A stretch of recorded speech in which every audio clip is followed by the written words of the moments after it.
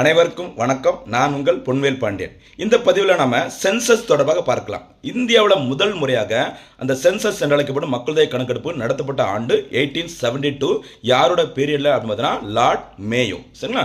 அதுக்கப்புறம் முறையான மக்கள் தொகை கணக்கெடுப்பு, அதாவது ஒவ்வொரு ஆண்டுகள் 10 ஆண்டுகளுக்கு ஒரு முறை நடத்தப்படுவது தான் அந்த ரெகுலர் சென்சஸ் சொல்லுவாங்க.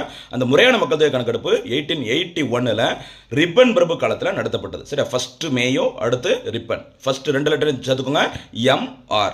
மிஸ்டர்னு வரும். தமிழில் பார்த்தீங்கன்னா லார்ட் மேயோ, லார்ட் ரிப்பன் அப்படின்னு பார்க்கும்போது அங்கே மே, இங்கே மேரின்னு வரும், மறந்துடக்கூடாது. சரிங்களா?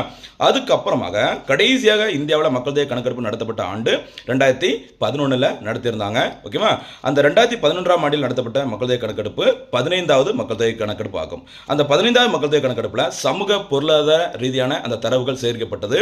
இப்போ இனிமேல் நடத்தப்படக்கூடிய மக்கள் தொகை கணக்கெடுப்பு 16வது மக்கள் தொகை கணக்கெடுப்பு. அந்த 16வது மக்கள் தொகை கணக்கெடுப்பு என்பது சுதந்திரத்திற்கு பிறகு 8வது மக்கள் தொகை கணக்கெடுப்பு என்பது குறிப்பிடத்தக்கது. சரிமா? அதே மாதிரி இந்த 16வது மக்கள் தொகை கணக்கெடுப்பு அதுல ஒரு சிறப்பு இருக்குது. 1931 ஆண்டு சென்சஸுக்கு பிறகு முதல் முறையாக ஜாதிவாரி கணக்கெடுப்பு நடத்தப்படும் சொல்லியிருக்கிறாங்க. இந்த மக்கள் தொகை கணக்கெடுப்போட ஆரம்ப கட்ட பணி, சரிங்களா, 2026 ஏப்ரல் முதல் தொடங்கப்படும் சொல்லியிருக்கிறாங்க. அதில் வீடுகள் வாரியாக, சரி, வீடுகள் எத்தனை வீடுகள் இருக்குது, அங்கே என்ன இருக்குது அப்படிங்கிற மாதிரி ஒரு கணக்கெடுப்பு நடத்தப்படும் சொல்லியிருக்கிறாங்க. பிப்ரவரி 2027 முதல் தனிப்பட்ட மனிதர்கள், சரிங்களா, ஒவ்வொரு தனிநபர்களோட டேட்டா எல்லாமே கலெக்ட் பண்ணுவாங்க.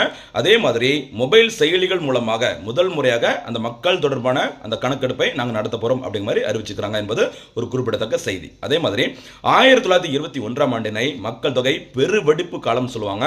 1951 ஆண்டினை மக்கள் தொகை சிறுவெடிப்பு காலம் சொல்லுவாங்க. 1961 ஆண்டினை மக்கள் தொகை வெடிப்பு காலம், பாப்புலேஷன் எக்ஸ்ப்ளோஷன் சொல்லுவாங்க. சரிங்களா? இதுதான் பொதுவான அந்த சென்சஸ் தொடர்பான செய்திகள்.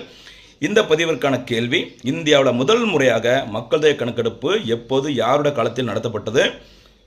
தற்போது நடத்தப்பட உள்ள மக்கள் தொகை கணக்கெடுப்பு எத்தனையாவது மக்கள் தொகை கணக்கெடுப்பு என்பதை மறக்காம இந்த பதில்களை கமெண்ட்ல சொல்லுங்க.